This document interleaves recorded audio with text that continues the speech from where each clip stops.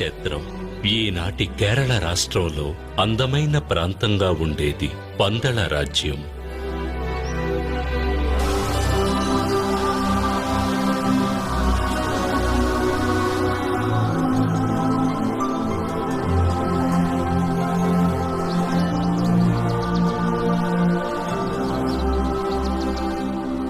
అడవులతో నిండిన భూమి. ఆనాడు గాలిలో పువ్వుల సువాసనతో పాటు సంగీతం కూడా కలిసి ఉండేది.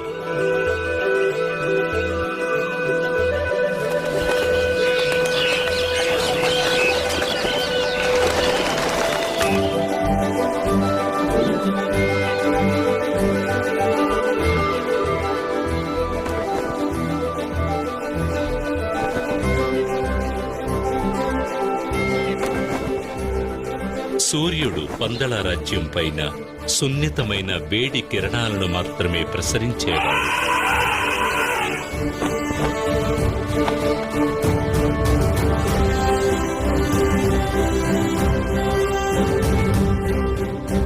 రాజశేఖర మహారాజు పరిపాలనలో పందళ రాజ్యం సుభిక్షంగా విరాజిల్లింది.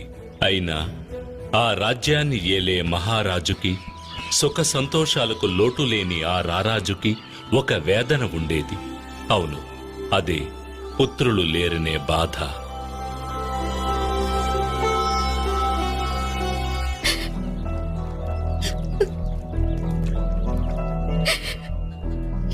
అది తలుచుకుని రోజు కన్నీరు మున్నీరుగా విలపించే మహారాణి కోప్పెరుందేవిని ఎలా ఓదార్చాలో రాజశేఖర మహారాజుకి అర్థం కాలేదు.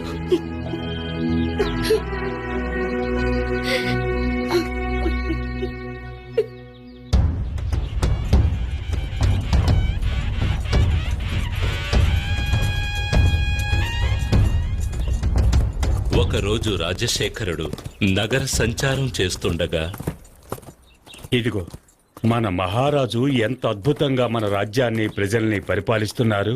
ఇటువంటి మహారాజు లభించడం మన పూర్వజన్మ సుకృతం అనాలి. నిజమే, కానీ ఎన్ని ఉన్నా ఏం ప్రయోజనం? మహారాజుకి పుత్రభాగ్యం లేదే. మన మహారాజు తర్వాత ఈ రాజ్యాన్ని పాలించడానికి ఒక వారసుడు లేకుండా పోయాడే. ఇది విని మహారాజు కుమిలిపోయాడు. చివరికి భగవంతుని ప్రార్థించడం తప్ప ఆయనకు మరో మార్గం గోచరించలేదు.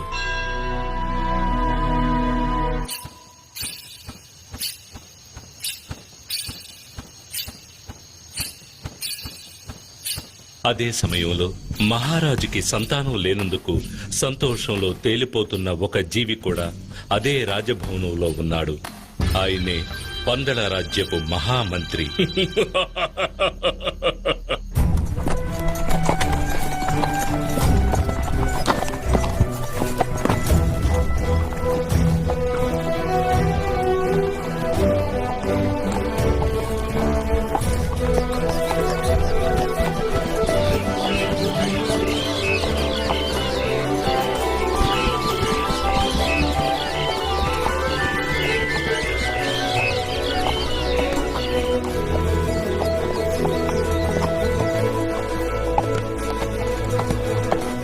ఒకనాడు రాజశేఖర మహారాజు తన మంత్రులు పరివారంతో సహా వేటకు బయలుదేరాడు. ఆ రోజు ఎన్నడూ లేని విధంగా మనసు ప్రశాంతంగా ఉండడాన్ని, హృదయం సంతోషంతో నిండి ఉండడాన్ని గ్రహించాడు. మహామంత్రి, నేటి ఉదయం నుండి నా చుట్టూ అన్ని శుభశకునాలే కనిపిస్తున్నాయి. నా జీవితంలో ఏదో మంచి జరగబోతున్నట్లు, హృదయంలోని శోకం మొత్తం తొలగిపోనున్నట్లుగా అనిపిస్తుంది. ఆ విధంగా జరిగితే నాకు కూడా ఎంతో సంతోషం మహారాజా.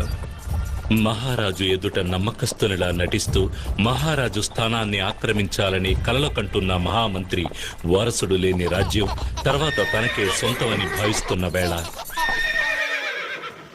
ఒక పసివాని గొంతు విని మహారాజు పులకించిపోయాడు.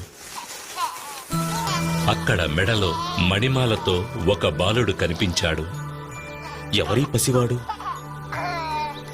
ఈ బాలుడు ఇక్కడ ఒంటరిగా ఎలా ఉన్నాడు?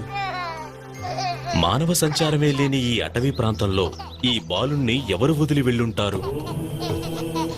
హరిహర పుత్రుడైన ఆ కుమారుని మెడలో మణిమాలను అలంకరించి ఒక దైవ కార్యార్థమై పంపానదీ తీరాన ఉంచాడు మహేశ్వరుడు. మృగాలు అధికంగా జీవించే ప్రదేశం ఇది. ఇక్కడ ఒక బాలుడు ఉన్నాడంటే అర్థమేమిటి? ఆ ఈశ్వరుడే నా మొరాలకించి కరుణతో ఈ బిడ్డను ప్రసాదించాడు. హ, అదే నిజం. అందుకేనా ఈనాడు నా మది అంతులేని సంతోషంతో ఉప్పొంగిందా? ఈశ్వరా, ధన్యుణ్ణి స్వామి.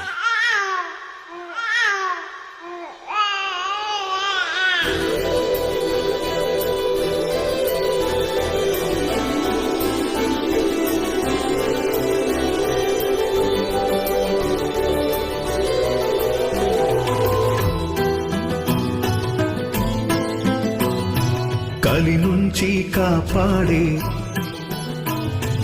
అయ్యప్ప అవతారం, కలి నుంచి కాపాడే అయ్యప్ప అవతారం, వెలసెను పంపా నది తీరం.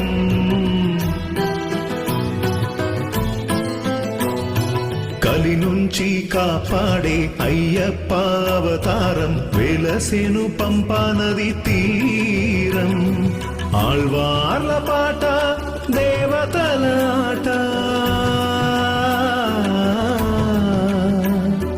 ఆళ్వార్ల పాట దేవతల ఆట, కలగలిపి చేసే అవతారమంట. ఆ దేవవరం మనం చేయుతపం, ఆ దేవవరం మనం చేయుతపం. అయ్యప్ప రాక ఆనందమే, కలి నుంచి కాపాడే అయ్యప్ప అవతారం, వెలసెను పంపా నది తీరం.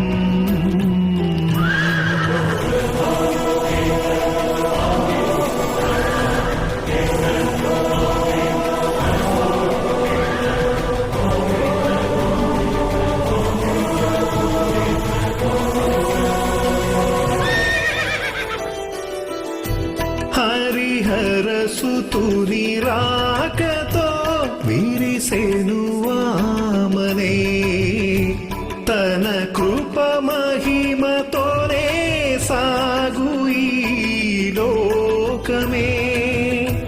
కలియుగ దైవ దర్శనం పొందిన చాలురా, తొలగును వేతలు అన్నీ జీవితం ధన్యము.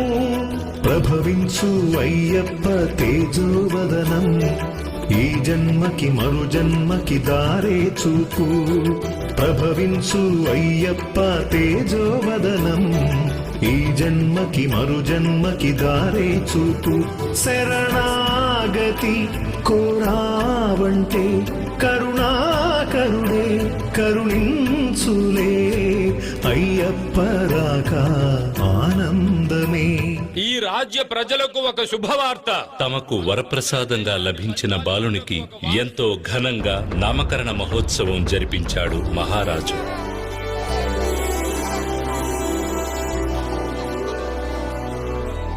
మణిమాలతో ప్రకాశించే ఈ బాలునికి మణికంఠుడు అని నామకరణం చేస్తున్నారు. ఆహా, మణికంఠుడు. అదే సమయంలో మన పందల యువరాజుకి అయ్యప్ప అనే పేరు కూడా పెడుతున్నాము. రాజ్యసభలోని వారందరూ తమ పందల రాజ్యాన్ని పాలించడానికి యువరాజు లభించాడని మహదానందం పొందారు. వారసులే లేని మహారాజు మరణానంతరం రాజ్యాన్ని తన వశం చేసుకోవాలని ఊహల్లో విహరిస్తున్న మహామంత్రికి మణికంఠుని రాక దిగ్భ్రాంతికి లోను చేసింది. ముత్యములు మణిమాలతో మణికంఠవైతివే,